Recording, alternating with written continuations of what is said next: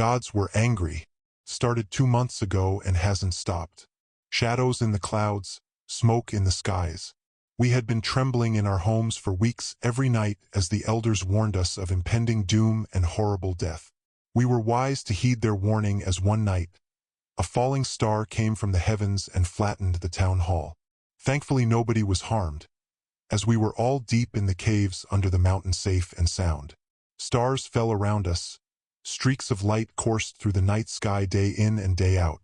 Sometimes we would see massive blasts of light high up, as if a ball of fire appeared. Fear gripped us, and for the first time in our history, we missed our first harvest.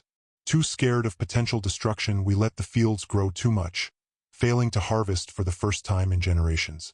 By the time desperation kicked in and the elders ordered us to brave the angered gods, we collected maybe a fifth of the grains and fruits we usually got.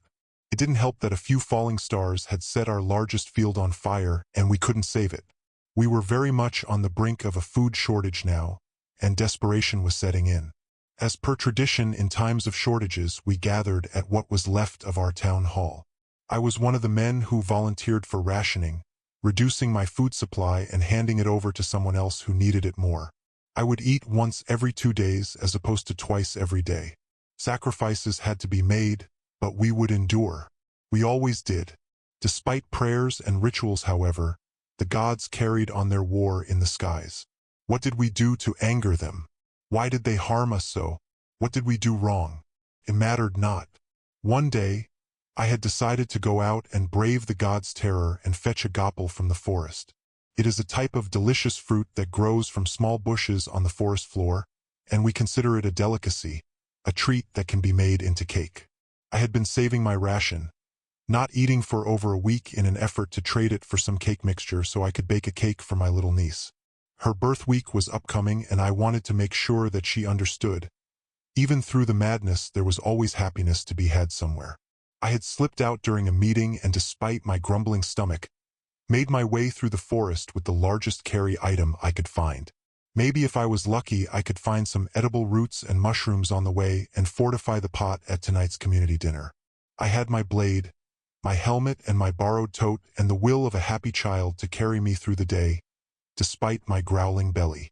I spent hours wandering through the forestry, sniffling about and catching roots and shoots. I even got lucky and squealed in happiness as I found a colony of mushrooms that I gathered, struggling to keep my sanity as I held myself back from gobbling them all up right there. I held fast, though, and resumed, looking for my prize. As I approached what I knew to be a clearing near the forest's edge, I smelled fire and smoke. Clearly, the god's wrath had set some more things on fire.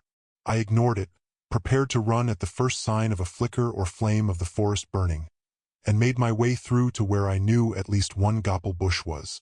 I sniffled along the ground a bit and stopped dead in my tracks as soon as I hit the clearing.